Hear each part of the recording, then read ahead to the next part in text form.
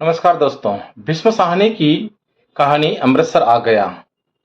आज हम हिंदी कथा साहित्य की एक अत्यंत मार्मिक और झकझोर देने वाली कहानी पर चर्चा करेंगे। भीष्म साहनी की प्रसिद्ध कहानी अमृतसर आ गया।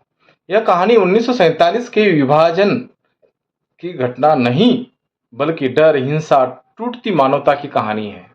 कथा की पृष्ठभूमि यह बताती है कि भारत पाक विभाजन के समय क्या हुआ था। कहानी का पूरा घटनाक्रम रेलगाड़ी के डिब्बे में घटित घटना से शुरू होता है, जो पूरे भारतीय समाज का प्रतीक बन जाता है। डिब्बे में बैठे हिंदू, मुसलमान, सिख शुरुआत में साथ हंसते बोलते हैं, लेकिन जैसे जैसे दंगे की खबरें आती है, वैसे वैसे भय, अविश्वास बढ़ते जाता है। विभाजन का यथार्थ कहानी में दंगे, भय और असुरक्षा का वातावरण दिखाई देता है। यह कहानी काल विभाजन की त्रासदी को लेकर सामने आती है। इस कहानी को अधिक आपको जानना है तो मेरे YouTube चैनल पर जाइए, मूल कहानी को पढ़िए और उसकी समीक्षा और उसको लेकर सेट नेट एमपीसी को केंद्र बनाकर जो प्रश्न आएंगे वैसे मैंने वहां पर रखे हैं, आप जाकर देख सकते हैं तथा मेरे चैनल को सब्सक्राइब कर सकते हैं।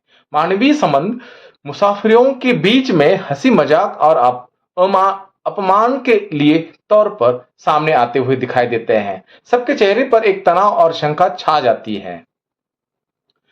रेलगाड़ी यह समाज का प्रतीक है, जहां लोग साथ में बैठते हैं पर भीतर से विभाजित है। भीष्म साहनी जी ने बिना अलंकार के सीधे सपाट भाषा में उस समय की भयावहता को दिखाने का प्रयास इस कहानी के मानव मनोविज्ञान के साथ किया है। कहानी का सबसे प्रभावशाली पात्र दुबला बाबू। शुरुआत में वह एक सामान्य शांत व्यक्ति है, लेकिन डर, अपमान और सुरक्षा से धीरे धीरे हिंसक बना दिखाई देता है। भीष्म साहनी की यह कहानी स्पष्ट करती है कि हिंसा किसी धर्म की नहीं बल्कि भय की उपज होती है। यह कहानी दिखाती है कि साधारण मनुष्य भी परिस्थितियों में राक्षस बन सकता है। अमृतसर आ गया हमें यह सिखाती है, यह कहानी बताती है। आजादी केवल उत्सव से नहीं थी, वह लाखों लोगों के खून और पीड़ा से जुड़ी हुई थी। भारत देश की आजादी, यह कहानी आज भी हमें मानवता, सहिष्णुता, विवेक की याद दिलाती है, जो विद्वानों के अलग अलग मत के द्वारा हम देखते हैं। हिंदी साहित्य के कई विद्वानों ने अपने अलग अलग नजरिए से इस कहानी को देखा है, जिसमें नामर सिंह। उनके अनुसार यह कहानी केवल दंगों की नहीं बल्कि उस कायरता की कहानी है जो मौका मिलते ही क्रूरता में बदल जाती है, मानसिकता का पर्दाफाश कराती है। कमलेश्वर उन्होंने इस कहानी को नई कहानी आंदोलन के संदर्भ में देखते हुए कहा है कि साहनी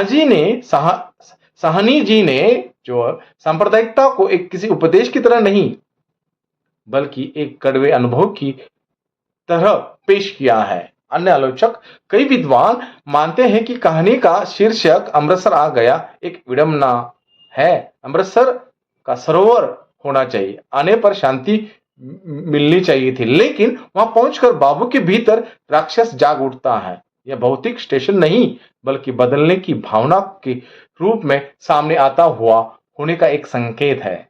निष्कर्ष, यह कहानी चेतावनी देती है कि नफरत किसी एक धर्म की या जारिया की नहीं होती है, एक मानसिक बीमारी होती है जो हालात मिलते ही किसी को भी अपना शिकार बना सकती है।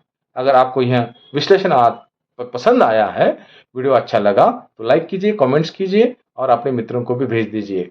बहुत बहुत धन्यवाद।